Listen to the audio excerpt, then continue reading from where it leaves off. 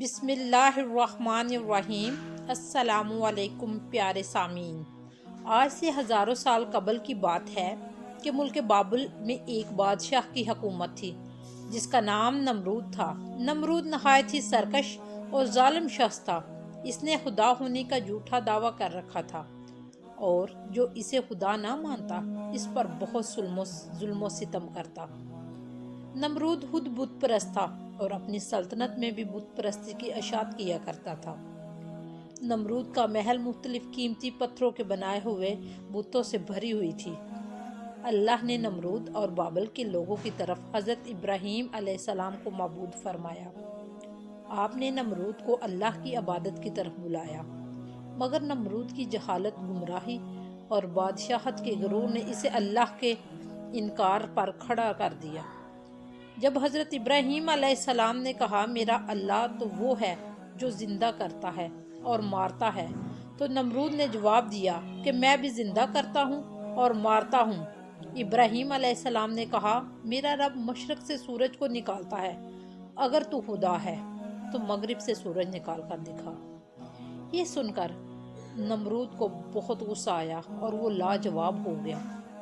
نمرود نے غصے میں یہ حکم دیا کہ حضرت ابراہیم کو بطور سزا آگ میں ڈال دیا جائے۔ لہٰذا بابل کے لوگوں نے ایک خاص مقام پر لکڑیاں جمع کرنا شروع کر دی۔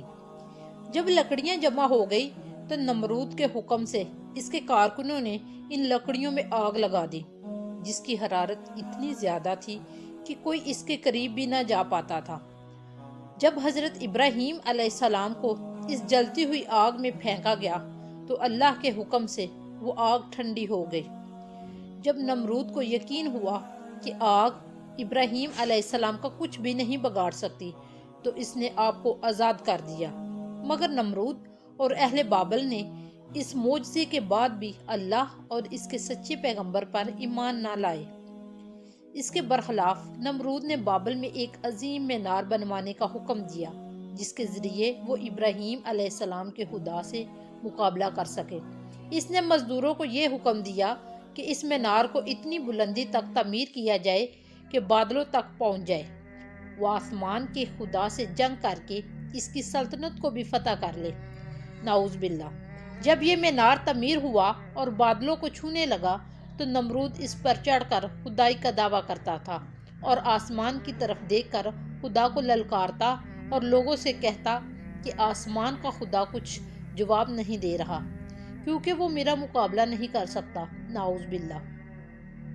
لہٰذا یہ دیکھ کر نمرود کو پوجنے والوں کی تعداد میں تیزی سے اضافہ ہو رہا تھا اور چوک در چوک لوگ اس کے آگے سجدہ ریز ہوا کرتے تھے۔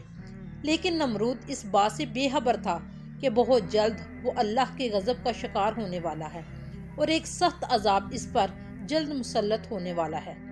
اللہ نے ایک آسمانی فرشتے کو نمرود کے دربار میں بھیجا۔ اس نے نمرود کو ایمان قبول کرنے اور لا شریک معبود پر ایمان لانے کی دعوت دی، مگر غرور و تکبر سے چور نمرود نے انکار کر دیا۔ فرشتے نے نصیحت کرتے ہوئے کہا خدا کی قدرت اور طاقت تم اور تمہاری فوج سے کہیں زیادہ ہے۔ اگر وہ چاہے تو تجھے اپنی سب سے کمزور مخلوق کے ذریعے ہلاک کر سکتا ہے۔ لہٰذا نمرود نے خدا سے مقابلہ کرنے کا تقاضا کیا۔ فرشتے نے نمرود کو 3 دن کی مہلت دی جس میں اس نے اپنے تمام لشکر کو جمع کر لیا اور پوری طاقت و قوت کے ساتھ جنگ کے لیے تیار ہو گیا۔ تیسرے دن کی صبح اللہ نے مچھروں کا ایک بڑا لشکر بھیجا جو تعداد میں اتنے زیادہ تھے کہ سورج کی روشنی نظر نہیں آتی تھی۔ یہ مچھر پورے بابل شہر میں پھیل گئے اور نمرود کے لشکر پر حملہ کر دیا۔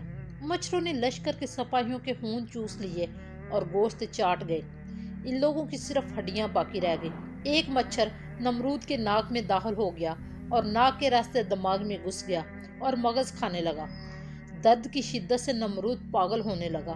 اس نے اپنی تکلیف ختم کرنے کے لیے اپنے سپاہی کو سر پر ڈنڈا اور تھپڑ مارنے کو کہا۔ جب یہ لوگ نمرود کے سر پر ڈنڈے مارتے تو مچھر کاٹنا چھوڑ دیتا اور جب وہ ڈنڈا مارنا بند کرتے مچھر کاٹنے لگ جاتا۔